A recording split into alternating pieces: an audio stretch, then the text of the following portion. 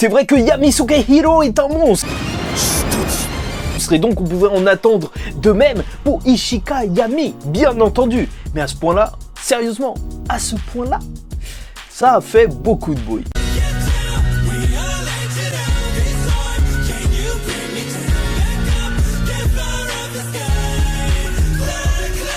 Mesdames et messieurs, ici Chaz et on se retrouve aujourd'hui pour la review du chapitre 340 de Black Clover qui se nomme Ouverture, bien entendu en référence à la manière dont le style de combat d'Asta va devoir évoluer justement pour se concentrer sur ses ouvertures, et je trouve que c'est un développement assez intéressant pour le personnage au final, même si ce chapitre est assez calme et assez rapide étant donné que en fait c'est juste un long combat bien qu'il soit badass.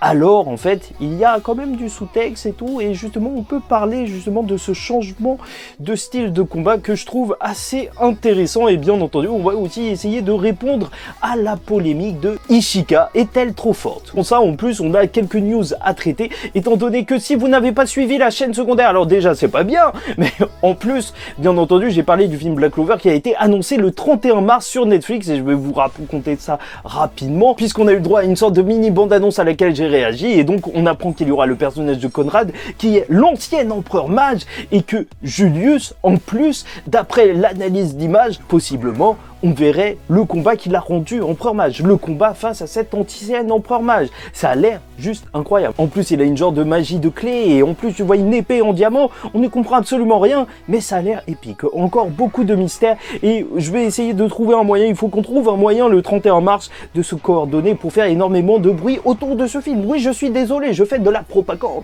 et en même temps c'est un petit peu mon métier.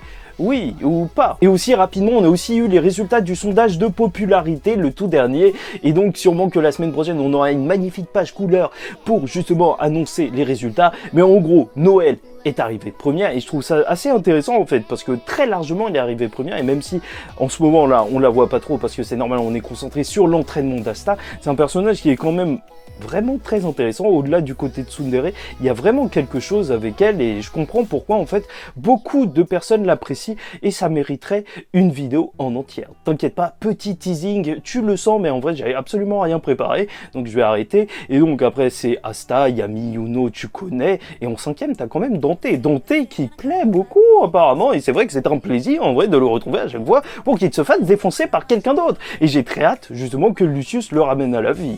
Et ensuite tu connais Charlotte, gauche les japonais, et Naashite. Voilà, on va s'arrêter là pour le sondage de popularité. De toute façon sûrement qu'on aura cette image en couleur la semaine prochaine, et donc le début de ce chapitre, on y vient enfin. C'est cette page qui est juste magnifique et qui te met dans le bain que ouais, Tabata va vite. Et bon, ça en fait, ça fait depuis quelques années qu'on le ressent.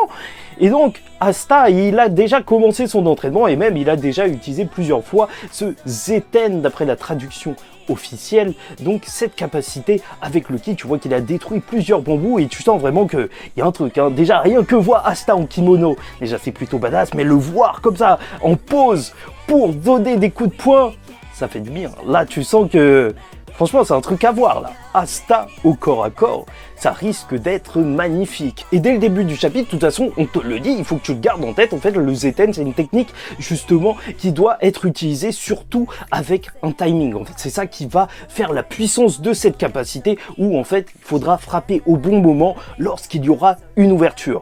Et bien entendu, en fait, le style de Asta, pour ça, il va devoir s'adapter, il va devoir enchaîner en gros pour lâcher un gros coup à la fin, ce qui est plutôt badass. Très hâte de voir ça en combat, mais en plus on va avoir le droit à une démonstration, étant donné que justement ils vont tenter directement un entraînement face à Ichika qui va montrer comment ça se passe, un combat avec du ki, et c'est violent. Et directement là, Asta il va passer en mode black, pas en mode union ou en mode vraie union, parce que tu vois qu'il n'a pas forcément les marques du vrai mode union, et même son armure elle est pas mise, et même tu vois que pas du tout, même pas sur les bras, donc même pas en mode union justement partielle. Et bien sûr ça impressionne un peu, ils sentent que même des petits sorts face à ce mode black, déjà ça n'aurait pas trop d'effet.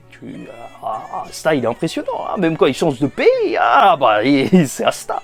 Par contre, Ichika, elle ne rigole pas et elle va lui dire d'être prêt à mourir si ils font un combat parce que c'est pas un entraînement comme les autres. Là, c'est un véritable combat et elle va lui foncer dessus et je trouve que, encore une fois, en fait, le style de Tabata, il marche très bien. En fait, l'action, elle est vraiment bien rendue et bien découpée et c'est pour ça, en fait, que Black Clover, une de ses qualités, c'est que c'est facile à lire. Donc, directement à ça, il va se prendre un coup et il va s'envoler et il se rend bien compte que même s'il a l'anti-magie, justement, pour calmer un petit peu les dégâts, bah c'est chaud, c'est vraiment très très chaud parce qu'elle est très très puissante et là ça va partir, elle va enchaîner puisque Ryu va raconter que le Zeten justement il tient son nom donc de pour fendre les cieux justement de son créateur qui aurait en réalité fait ça, tout simplement, comme le Raikiri, la légende c'était que voilà, t'as coupé un éclair en deux. Et bon, franchement, si ça a été dit, j'espère qu'on pourra le voir un jour. Et vieille théorie, en théorie éclatée, est-ce que ce serait le père d'Asta qui a inventé cette capacité, le Zeten?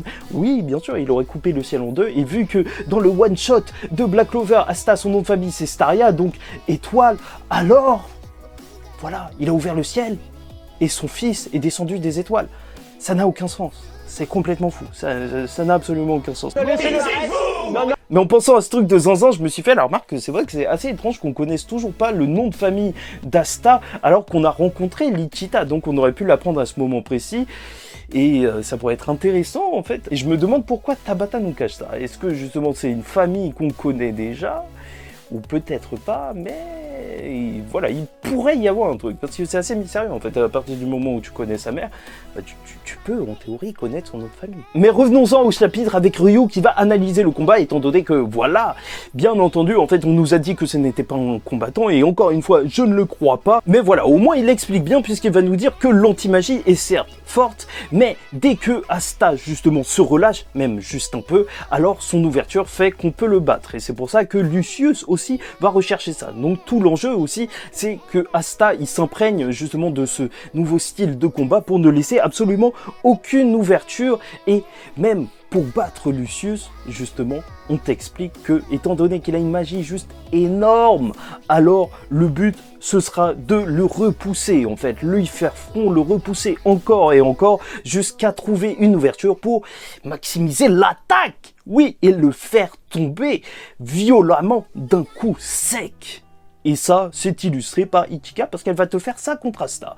Bon, au moins, il l'aura vécu, et c'est vrai que ça a l'air assez efficace, vu comment Asta, il va tomber. Et c'est vraiment appréciable, justement, de voir ce nouveau style de combat réalisé par une experte, en fait, Ichika, qui, voilà, elle le pousse à bout, et au final, juste one shot. Tu vois, elle lui lâche un gros coup qui découpe la forêt de bambou, juste énorme, tu vois, quand on te disait que ça pouvait couper les cieux, alors peut-être bien, mais c'était juste pour créer une ouverture, parce que Asta, en se protégeant, bah voilà, il va se prendre un coup de pied qui va le faire voler très très loin, il va retomber juste là où se retrouve Ryu, donc en vrai, il est bien tombé, et alors que Asta est KO et va carrément s'évanouir, alors il ne veut pas, il veut continuer, il veut rester éveillé, et bien entendu, de toute façon, c'est son credo, sa magie, c'est de ne pas abandonner. Et là, je suis désolé, mais c'est vraiment juste excellent. Parce que Ichika, face à ça, elle va faire quoi? Elle va juste lui foutre une gifle. La page d'après, elle est incroyable. Oui, il va juste se retrouver au sol et il est mort.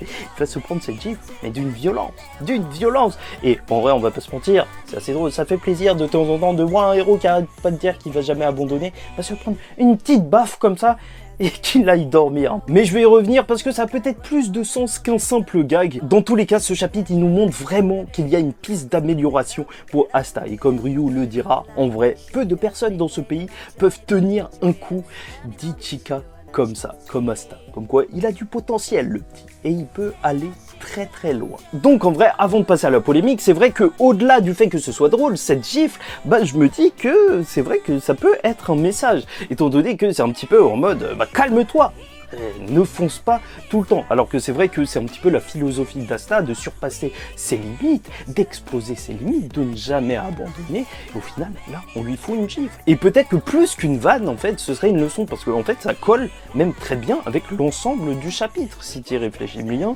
Parce que Asta, ce qui s'est passé lors de ce chapitre, c'est que son style de combat, il doit évoluer. Il doit justement ne plus foncer comme un bourrin, mais être plus tactique, justement. Parfois, justement, ne pas se donner à fond pour se donner à fond, justement, au moment opportun, à la fin, justement, quand il aura son ouverture. C'est un beau chapitre, en vrai, au final, hein. Même s'il est court, tu vois, quand tu y réfléchis, bah, y a vraiment une thématique, et elle ressort bien.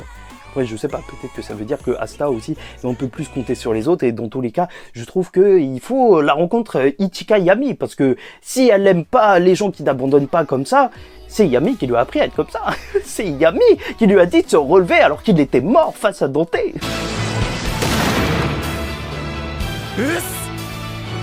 Ah, j'avais zappé, mais Yami, c'est le nom de... Bon, de toute façon, vous voyez de qui je parle. Bref, terminons sur cette polémique. Donc, est-ce que Ishika est trop forte? Est-ce qu'elle aurait pu défoncer Lucifero? Peut-être bien, peut-être pas, puisque, en réalité, c'est vrai que t'as l'impression que c'est un petit peu un mélange entre Yami et Mereoleona. Enfin, tu sens que la puissance déborde chez ce personnage. Et c'est vrai que même à ça, il l'aura dit que même avec le vrai mode union, justement, il n'aurait pas résisté à ce coup. Alors que le vrai mode union, il a réussi à défaire Lucifero avec. Alors déjà, je vous rappelle que Lucifero n'était pas à fond et que surtout en fait le style de combat à Clover est très différent justement du style de combat ici. En fait à Clover, les gens ils s'envoient des boules de feu directement, des énormes boules de feu, et ils se battent avec la magie et c'est ce qui fait leur fierté. Ils s'entraînent pas physiquement, donc en vrai un Asta qui annule la magie, bien sûr que c'est cheaté à cet endroit là, alors que là en fait il se bat pas forcément contre quelqu'un qui est vraiment plus fort que ses anciens adversaires. C'est juste quelqu'un qui se bat différemment et justement qui joue dans la catégorie d'Asta. Parce qu'au final, en fait, le match-up est très mauvais pour lui, étant donné que son anti-magie, elle sert quasiment à rien. Il passe d'ennemis qui se reposaient littéralement trop sur leur magie à quelqu'un qui ne se repose pas du tout sur ça. Et de toute façon, depuis le début même du manga, en vrai, Veto l'avait dit. En fait, la faiblesse d'Asta, c'est justement les magies de renforcement. C'est le renforcement physique, comme ça, que Asta, en fait, il subit. Et donc, pour revenir au sujet de Ichika, en vrai, là, on la voit face à un Asta, mais on ne sait pas comment elle se débrouille face à quelqu'un, justement, qui utilise de la magie. Parce qu'au cas, elle peut gérer quelqu'un qui utilise de l'anti-magie, parce qu'elle n'en utilise pas forcément, ou en tout cas, elle est très forte sans. Mais là, directement, si ça fait magie contre magie, ça se trouve que c'est plus compliqué pour elle. Je sais pas si en vrai, elle est au niveau de certains démons qu'on a vus, Lilith et Nama, par exemple. En vrai, faudrait voir comment elle gère face à justement des magies aussi puissantes que celles qu'on a déjà vues. Oui. Et dernier point, je vous rappelle que Ryu, en théorie, de toute façon, en fait, c'est ce que Tabata nous dit depuis plusieurs chapitres, c'est que ce n'est pas un combattant. Donc, son garde royal, c'est Ichika. Donc, en théorie, ça doit être une des combattantes, voire la plus forte combattante de son pays. En vrai, c'est même assez logique qu'elle soit aussi puissante. En vrai, elle doit être au niveau empereur mage, quelque chose du genre. Oui, bien sûr. Ne la comparons pas à un capitaine. Après, je vais pas vous mentir, elle n'a pas utilisé son parchemin. Gardons ça en tête. Bon bref, j'espère que vous avez apprécié cette vidéo. N'hésitez pas à liker ou disliker la vidéo si ça vous a pas plu. Commentez, donnez-moi votre avis en commentaire. Et surtout, abonnez-vous. En plus, je suis en contact avec une personne pour un possible concours pour vous faire gagner des trucs. Parce que voilà, Team Black Clover, bien entendu. Et en attendant la suite, je vous dis ciao tout le monde. Faites très attention à vous et surtout paix sur vous.